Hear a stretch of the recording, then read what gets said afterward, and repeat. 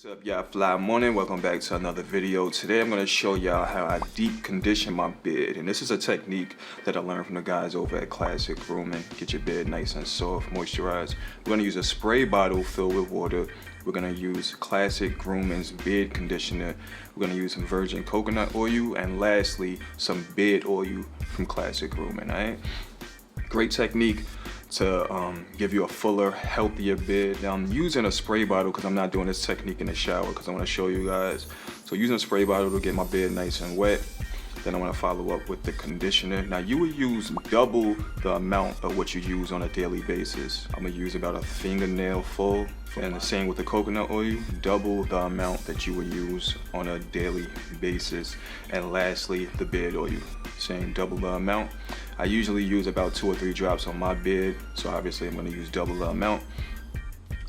Then we're gonna apply the plastic shower cap, and this is gonna lock in all of that moisture. And you wanna let this sit for about 25 minutes. After the 25 minutes is up, you want to rinse all of these products out in the shower and then follow up with your usual routine, which for me would be the Classic Grooming beard oil and beard butter, but you can use whatever products that you have.